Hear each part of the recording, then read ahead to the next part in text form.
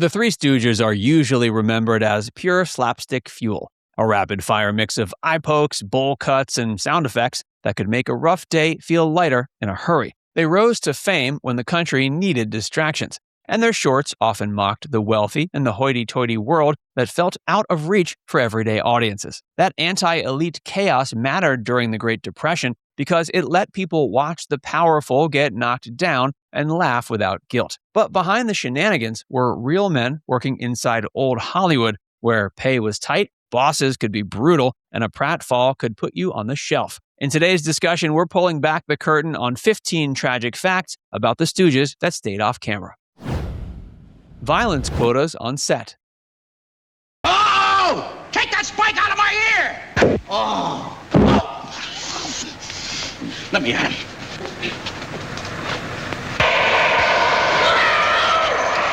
Some Stooge shorts were shaped around a specific violence quota, meaning the roughness was not just spontaneous chaos, it was planned and pushed until it hit a target. That mindset turned slapstick into a physical grind, where the goal was not simply to be funny, but to be loud, intense, and punishing enough to satisfy the formula. Dangerous props in the gags. That thing's dangerous! Oh!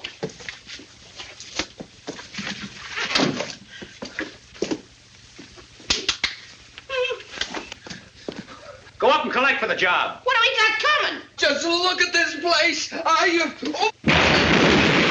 To heighten the mayhem, directors leaned on props that were not exactly gentle. Mallets, saws, and scissors could make a scene look bigger, but they also raised the odds of real injury. What played as a cartoon moment on screen often relied on split-second timing and trust that could fail in an instant. Broken noses, cracked teeth, real damage.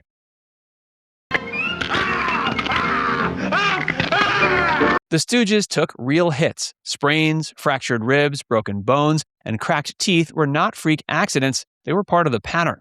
Even when you know how to fake contact, bodies still collide, falls still land wrong, and a bad angle can turn a joke into a doctor visit.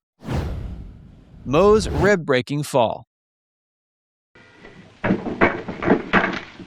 Give it to me. During one short, Moe mistimed a fall and slammed into the ground, breaking his ribs. The speed of production meant quick turnarounds, and he was back filming fast. It's a stark reminder that even a simple tumble done the wrong way once can change a performer's body forever. Curly's heavy drinking.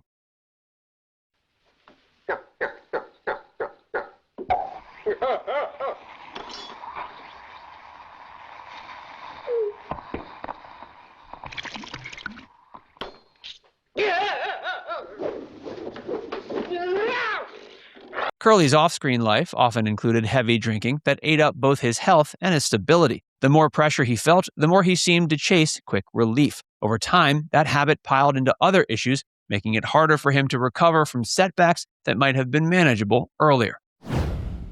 Curly's insecurity and turbulent marriages.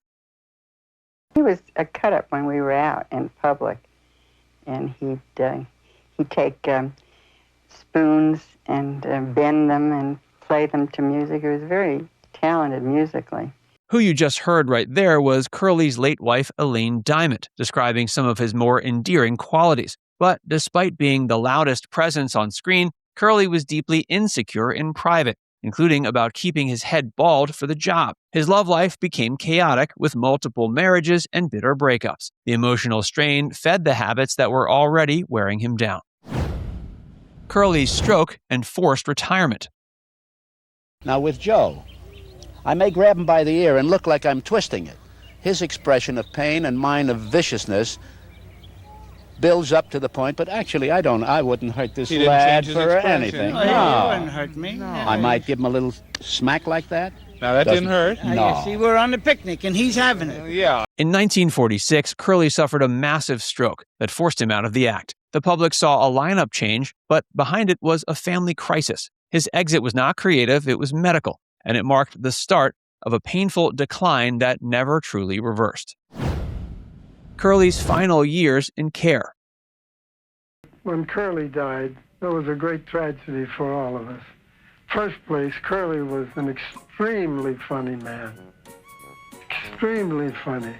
I think he had a sort of a Chaplin-esque way of working. As Curly's condition worsened, long-term care became unavoidable. He spent his last years confined, weakened, and increasingly dependent on others. The contrast is brutal. The man who once bounced off walls for laughs ended his life limited, isolated, and far from the set lights. Shemp's sudden heart attack. Shemp was the funniest of them all. He was the type that didn't tell you what he's going to do, just like Curly. But when the cameras turned on, he put in a lot of funny stuff, especially his own, that weren't in the script.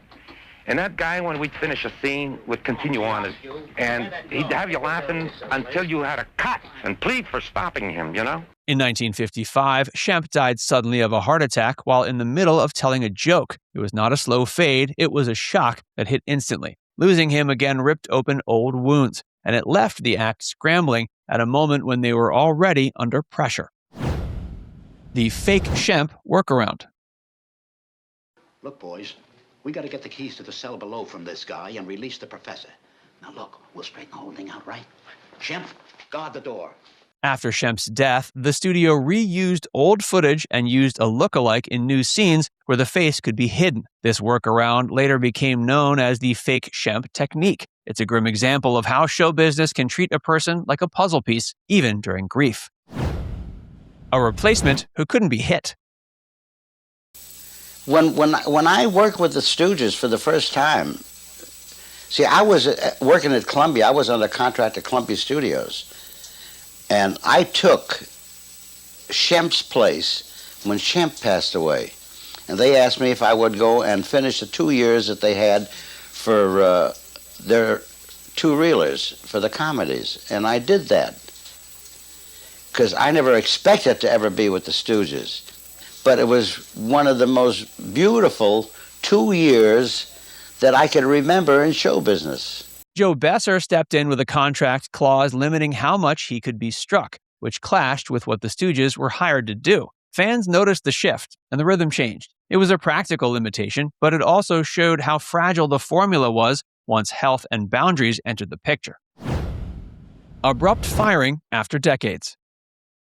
After about 24 years of shorts, the Stooges were fired by Columbia with little warning, with the studio pointing to shrinking demand for short films. Even if the business logic was real, the coldness still stunk. For a group that helped define an era of comedy, the exit was abrupt, businesslike, and humiliating.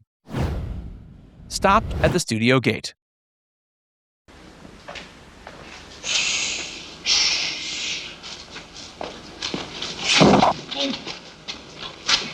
I'm in jail. How do they expect anyone to get in? Quiet! One detail captures the insult. Moe tried to return to the studio to say goodbye and was denied entry because he did not have the current pass. After a lifetime of making the studio money, he was treated like a stranger at the gate. That kind of moment can hurt more than any on-screen hit. Underpaid and cut out of TV profits. And speaking of money, how about the $20 you owe me? Oh, yeah? Well, I only got 10, so here's 10, I owe you 10. Thanks. Hey, Mo, you owe me 20. Well, here's 10, I'll owe you 10. You owe me 20. Here's 10, I owe you 10. Here's the 10 I owe you. Here's the 10 I owe you. Here's the 10 I owe you. Good, now we're all even. Studio leadership kept the Stooges underpaid for years, and when the shorts found new life on television, the money still did not flow back to the performers. The revival made the studio richer, while the comedians stayed on the sidelines. It's one of the crueler ironies in their story. Family feuds over merchandising money. This is all your fault, you. Cut it out, Mo! You missed me. Yeah, that'll teach you. Even decades later, money caused pain. Curly Joe DeRita's share of merchandising profits reportedly dropped late in life, and lawsuits followed among heirs. Accusations of missing millions turned private family relationships into public battles, showing that the business side of a beloved act could stay bitter long after the laughs. Now it's time to hear from you. When you watch The Stooges and see the chaos play out, do you still see it as harmless fun? Or do one of these behind-the-scenes tragedies change the way the slapstick lands for you? Let us know in the comments section below.